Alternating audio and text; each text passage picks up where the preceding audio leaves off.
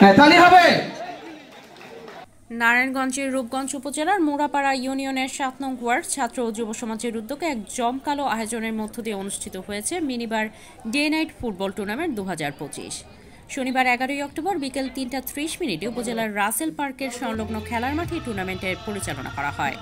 অনুষ্ঠানে প্রধান অতিথি ছিলেন নারায়ণগঞ্জ জেলা বিএনপির সাবেক সাধারণ সম্পাদক জনাব আলহাজ গোলাম ফারুক খান। প্রধান বক্তা হিসেবে বক্তব্য রাখেন রূপগঞ্জ উপজেলা যুবদলের আহ্বায়ক মোহাম্মদ আমিনুল ইসলাম প্রিন্স, মুড়াপাড়া ইউনিয়ন যুবদলের সভাপতি মোহাম্মদ কামাল, সাধারণ সম্পাদক মোহাম্মদ ওবায়দুল হোসেন রকি, সাংগঠনিক সম্পাদক মোহাম্মদ ওমর ফারুক পলাশ, সভাপতিত্ব করেন যুবনেতা মোহাম্মদ মনিরুজ্জামান ভূঁইয়া। সার্বিক ব্যবস্থাপনায় ছিলেন সাবেক ভিপি মোহাম্মদ তারিকুল ইসলাম তারেক। দিনব্যাপী আয়োজিত এই টুর্নামেন্টে মুখোমুখি হয় মকিমনগর স্পোর্টিং ক্লাব বনাম মুড়াপাড়া রয়্যাল ফুটবল ক্লাব। খেলা দেখতে এলাকায় শত শত দর্শকের উপচে পড়া ভিড় জমে। খেলা শেষে বিজয়ীদের মাঝে পুরস্কার বিতরণ করা হয়। আয়োজক কমিটির সদস্যরা জানান, এই টুর্নামেন্টের মাধ্যমে যুব সমাজকে খেলাধুলায় উৎসাহিত করে মাদক ও সামাজিক অনিয়ম থেকে দূরে রাখাই তাদের মূল লক্ষ্য। যত ধরনের সহযোগিতা লাগে আমরা যদি সবার সহযোগিতা পাই, আগামী ১ মাসের মধ্যে যাতে একটা মাঠের আয়োজন আমরা করে দিতে পারি এলাকায়, এই জন্য আপনাদের সকলের সহযোগিতা একান্তভাবে আমি কামনা করি।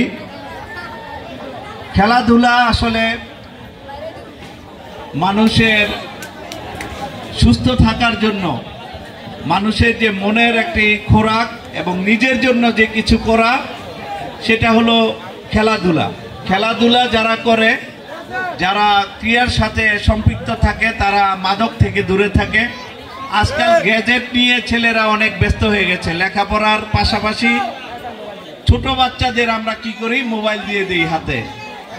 সেই মোবাইল নিয়ে যদি কার্টুন না দেখে বাচ্চারা খাওয়া দাওয়াও করে না। তো সেই ছেলেটা যখন বড় হয়, সে এই গ্যাজেটটা নিয়েই ভাবে।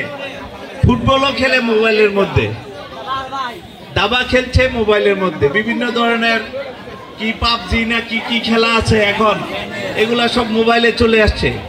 তো মোবাইল থেকে বের হওয়া, গ্যাজেট থেকে বের হওয়ার একমাত্র উপায় হলো ফুটবল, ক্রিকেট, খেলাধুলা, শরীর চর্চা করা। এবং শরীর চর্চা করলে মন ভালো থাকে।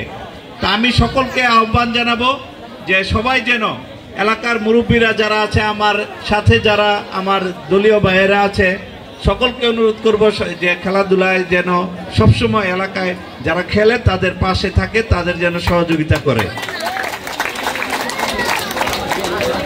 তো আজকে কথা বাড়াবো না। যারা জয়ী হয়েছেন এবং যারা সেমিফাইনালে ছিল, দুই পক্ষই আজকে আমি বলবো যে বিজয়ী, কারণ অনেকগুলো খেলা খেলে কিন্তু তারা আজকে এই পর্যায়ে এসেছে। তো সকলকে ধন্যবাদ জানাই এত সুন্দর একটি খেলা আমাদেরকে উপভোগ করানোর জন্য। বিশেষ করে আজকে যে গোল করেছে, এখানে দেখেছি যে মিনিবার খেলাটা কিন্তু এখন অনেক বেশি জনপ্রিয়। এটা শুধু বাংলাদেশে না, বাংলাদেশের বাইরেও এই খেলাটা হয়। অনেক দেশেরই এখন এই মিনিবার খেলা হচ্ছে। সকলকে ধন্যবাদ জানিয়ে আমি আমার সংক্ষিপ্ত বক্তব্য এখানে শেষ করছি। সামিয়া সুলতানা, চ্যানেল 21, রূপগঞ্জ, নারায়ণ।